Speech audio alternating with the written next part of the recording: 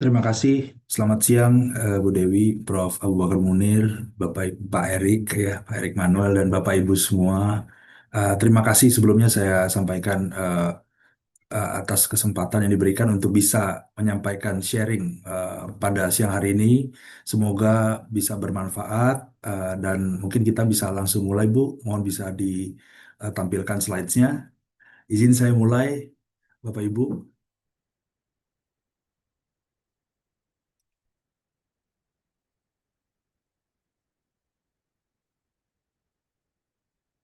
Ya, eh, terima kasih. Jadi yang akan saya sampaikan pada siang hari ini adalah terkait dengan personal data protection strategy in a highly regulated business environment. Ini berangkat dari apa yang saya lakukan sendiri di beberapa tahun belakangan, yaitu eh, berkecimpung di bidang usaha jasa kesehatan rumah sakit swasta, ya. Jadi saya akan sedikit sharing nanti semoga bermanfaat untuk mengenai apa yang mungkin saya rasa penting ya sejak sejak diimplementasikannya Undang-Undang Perlindungan Data Pribadi ini. Oke, next Bu. Ya, jadi uh, yang paling awal menurut saya adalah kita harus menciptakan suatu standard operating procedure. Ini saya sebutnya sebagai internal rule of the game, ya. Jadi kita harus pertama untuk bisa akhirnya memformulasikan dan akhirnya nanti bisa mensosialisasikan sehingga meningkatkan awareness bagi seluruh insan di perusahaan adalah dengan membuat suatu standar kebijakan dan standar operating procedure. Jadi SOP sendiri itu berlaku untuk semua unit dan individu di bawah naungan perusahaan, suatu perusahaan tersebut, dalam hal mereka sehari-hari dealing with third parties, ya. Yaitu bisa vendors, contractors, service provider lah untuk yang mendukung bisnis yang terkait dengan tupoksi, tugas pokok dan fungsi masing-masing di perusahaan tersebut. Jadi eh, bagaimana setiap individu, unit, departemen itu bisa mengetahui dan melaksanakan tindakan pengelolaan atau pemrosesan data pribadi. Contohnya kalau untuk di dunia kesehatan adalah data kesehatan, ya, rekam medis dan kerahasiaan pasien lainnya. Jadi ini SOP ini mengatur semua itu. Dan SOP tersebut harus comply dengan peraturan perundangan lainnya juga yang menjadi requirement spesifik di industri tersebut. Kalau untuk di healthcare mungkin cenderung lebih ketat atau lebih tinggi standar. Jadi dia punya standar peraturan perundangan spesifik yang mengatur mengenai rekam medis contohnya. Jadi cenderung memang ada beberapa di industri yang memang bergerak di lingkungan yang sangat highly regulated. Akhirnya data pribadi tersebut menjadi bagian yang juga sudah diatur, bahkan mungkin cenderung banyak lebih ketat daripada sebelum adanya Undang-Undang Pelindungan Data Pribadi. Nah, ini satu poin yang saya mungkin ini lebih implementatif adalah saya ingin mengingatkan, menyarankan bahwa apabila terdapat suatu inkonsistensi atau eh, perbedaan, ya, yang terjadi di antara apa yang diatur di Undang-Undang Pelindungan Data Pribadi dengan apa yang diatur di peraturan perundangan yang spesifik terkait bisnis tersebut, disarankan untuk kita menerapkan standar yang paling tinggi, gitu, Bapak Ibu. Eh, eh, Next, Bu, ya. Nah, ini setelah tadi SOP tadi, ya, pada intinya sebagai internal rule of the game. Nah, ada dokumen-dokumen yang terkait dalam implementasi pelindungan data pribadi. Jadi yang paling pertama ya tadi kebijakan, ya, kebijakan yang kemudian diturunkan dalam bentuk SOP terkait dengan PDP. Kemudian dokumen yang juga atau hal yang ada juga di perusahaan biasanya digital application, ya. Kita mungkin di banyak perusahaan, banyak bidang usaha sudah mulai mengembangkan aplikasi digital. Nah, bagian terms and conditions itu juga perlu untuk bisa disematkan hal-hal yang compliance dengan in compliance dengan UU PDP. Kemudian consent forms kalau di khususnya di dunia kesehatan, tapi mungkin di bidang usaha lain juga, bisnis lain juga relevan adalah seringkali perusahaan kita memintakan konsen-konsen untuk terkait dengan pelaksanaan kegiatan usaha sehari-hari kepada customer atau klien. Nah, ini juga perlu untuk diperhatikan pengaturan atau penempatan klausula atau pengaturan data pelindungan data pribadi. Kemudian eh, form-form untuk identifikasi awal klien atau kelas customer ini juga penting. Ini juga terkait dengan data pribadi perlu diperhatikan. Kemudian publication approval form. Jadi form-form yang terkait dengan persetujuan publikasi itu juga mengandung data pribadi yang harus diatur dengan adanya undang-undang ini mungkin harus direvisit. Kalau yang sudah ada perlu dikembangkan dan dipastikan itu compliance dan sesuai dengan peraturan perundangan di bidang pelindungan data pribadi. Kemudian ini hal yang terkait yang di umum yaitu mengenai employee application form ya. Pastinya kita akan melakukan rekrutmen. Nah, ini employee application form ini sudah pasti mengandung data pribadi harus diperhatikan Bapak Ibu. Kemudian confidentiality undertaking form. Nah, ini mungkin nggak semua menggunakan, tapi kebetulan saya bisa sharing bahwa kami di bidang usaha jasa kesehatan ini mengembangkan confidentiality undertaking form. Jadi untuk setiap vendor, employee itu diberlakukan umum. Nah, di dalamnya dengan adanya Undang-Undang Pelindungan Data Pribadi ini, kami tambahkan, kita kembangkan agar in compliance juga dengan UU PDP. Kemudian pengembangan selanjutnya dokumen terkait adalah template clause untuk personal data protection dalam kontrak ya. Apabila sudah memiliki template kontrak itu bagus, tapi apabila mungkin sebagai langkah awal kita bisa membuat template clause terlebih dahulu sebagai solusi yang lebih jangka pendek.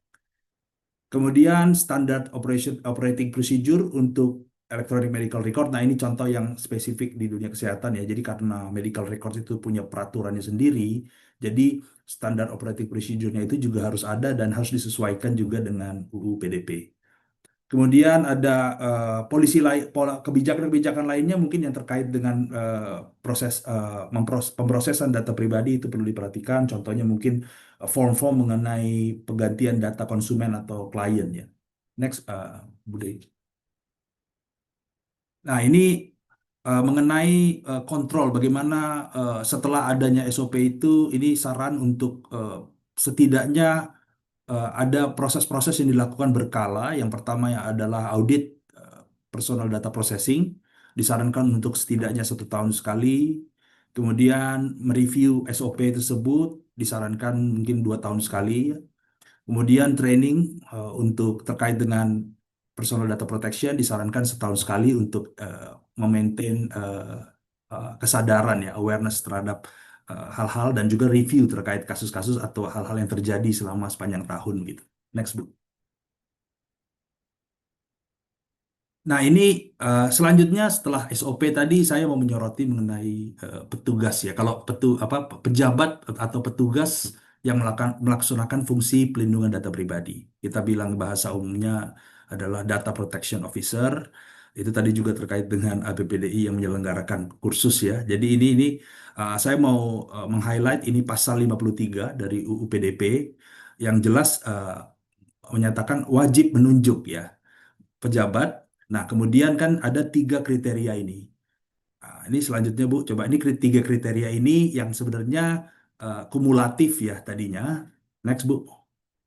Nah, ini baru-baru ini ada putusan MK.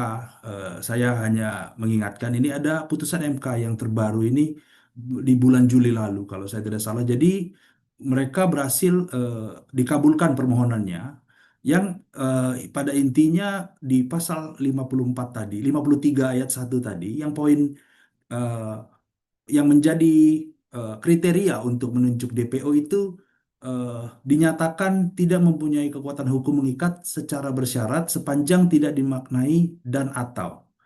Jadi eh, next Bu. Jadi ini implikasinya apa?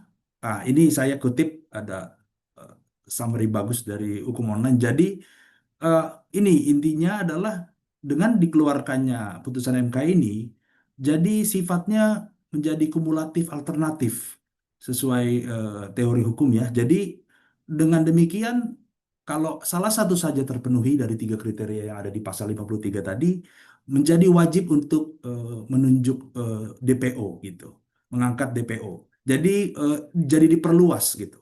kriteria dan jadi kebutuhannya. Jadi hampir semua kita harus melihat lagi bahwa mungkin bidang usaha yang kita lakukan jadi semakin eh, kemungkinannya tinggi untuk diwajibkan memiliki DPO. Next, Bu.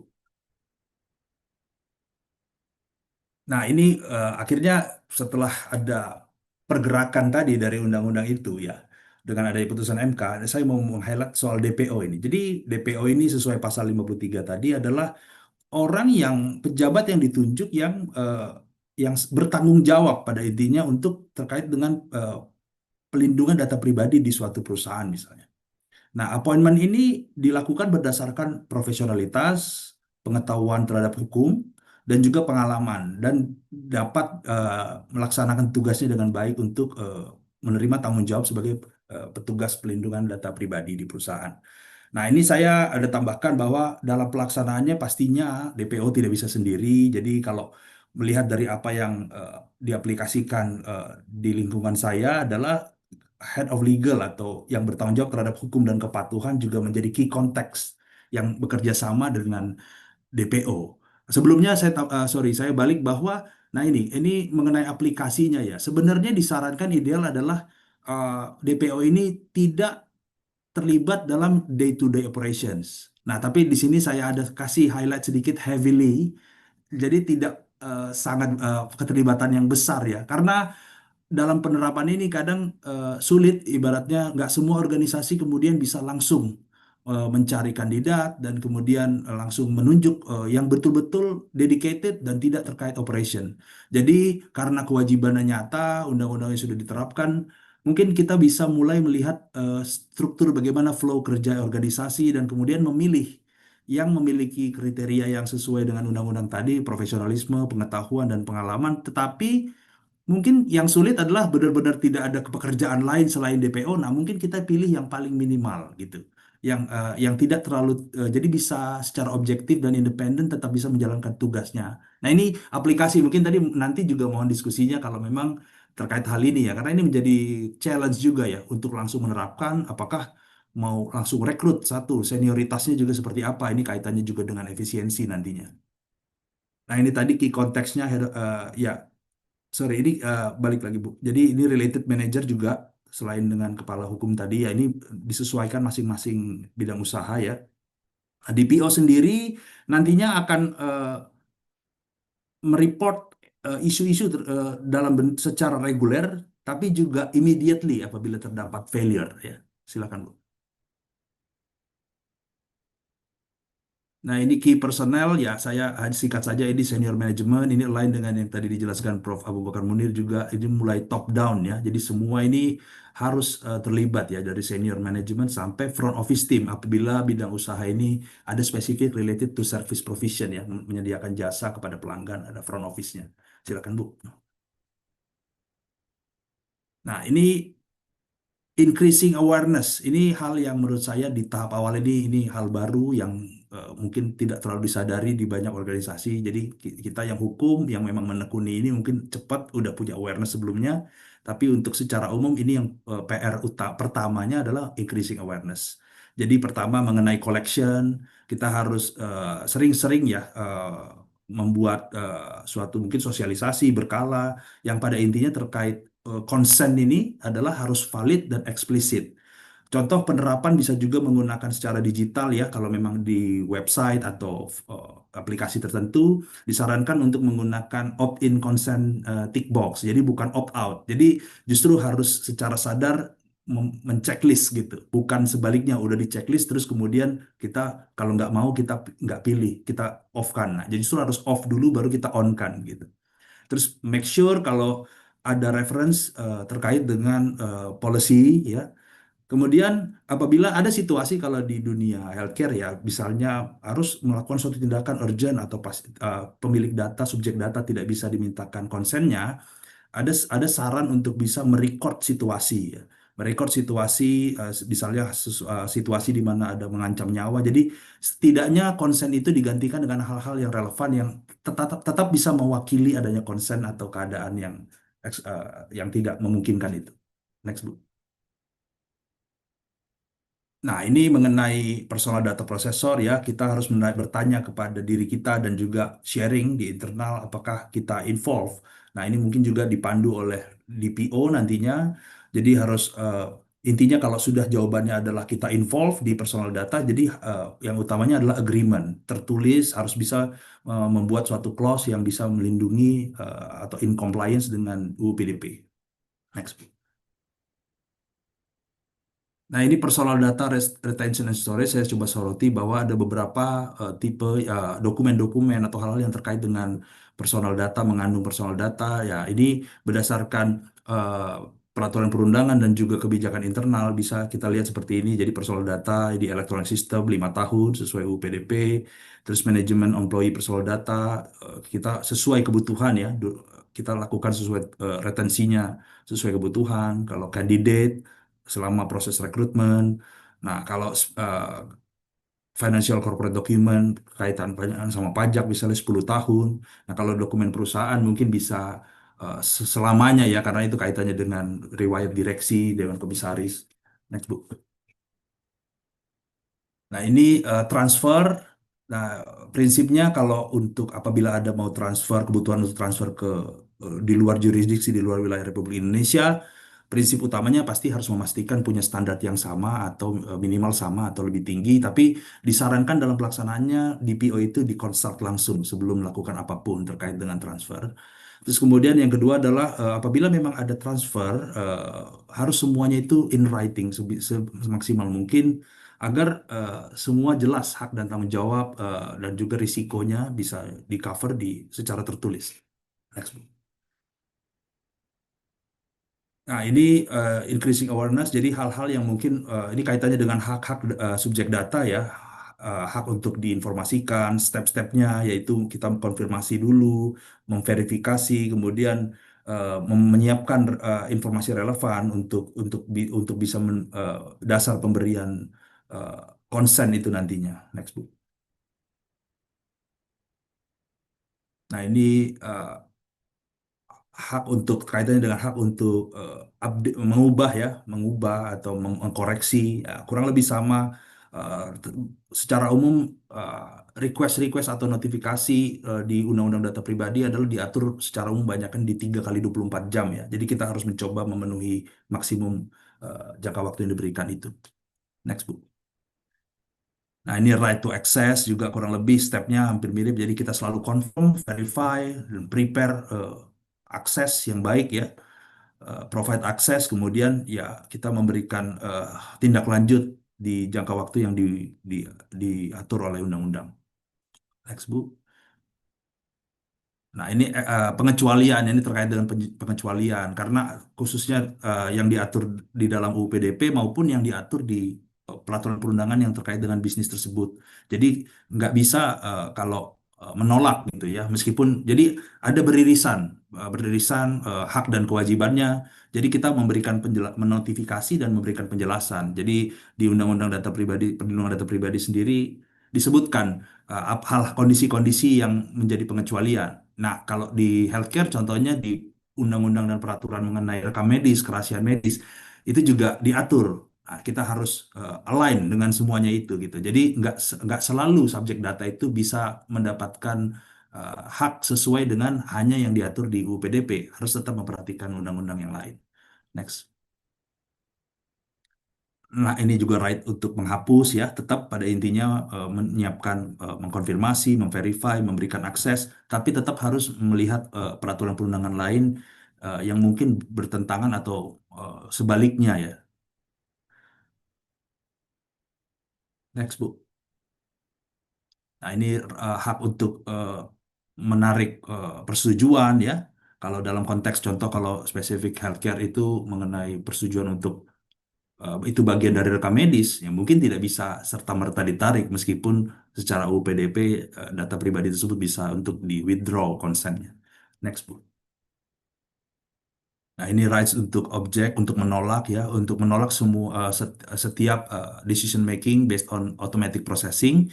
Nah, ini mungkin sedikit menyampaikan bahwa kami juga menampilkan ini sebagai salah ada frase bahwa di consent di general consent misalnya menampilkan bahwa setuju untuk untuk kepentingan research misalnya gitu ya. Jadi tetap kita tampilkan ya. Itu kan bagian dari automatic processing. Next. Ya, right to postpone or limit the personal data processing proportionally. Nah, ini juga sepanjang tidak bertentangan dengan semua yang relevan ya, peraturan perundangan yang relevan terkait dengan data ya. Next, Bu.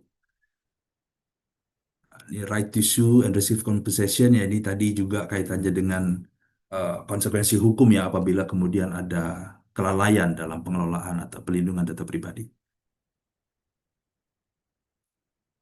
Next, Bu. Ya, right to portability ini sama. Jadi untuk prinsipnya kita confirm, verify, prepare. Next, Bu. Ya. Nah, ini ada request ya. Jadi dalam pelaksanaan, jadi apabila terdapat eh, suatu request dari customer atau klien ya terkait komplain, request, notifikasi, ini sebaiknya kalau di yang saya terapkan adalah 24 jam ya. Kenapa? Karena ini lebih pragmatis. Sebenarnya memang di undang-undang diaturnya 3 kali 24 jam. Tapi kita harus bisa punya jangka waktu internal yang lebih dikit, lebih cepat sehingga nanti tetap tidak ada risiko untuk kelewat dari yang 3 kali 24 jam. Kemudian yang kedua, apabila ada request-request atau complaints, request, notifikasi, kita harus mendokumentasikannya, selalu mendokumentasikannya secara lengkap. Next, Bu. Nah, ini mengenai personal data protection failure. Eh, jadi apabila ada failure ya, ada breach ya, maka kita harus ini tidak boleh ada culture untuk blaming culture karena yang penting adalah segera diidentifikasi di mana masalahnya dan harus bisa ketahuan, ada keterbukaan ya.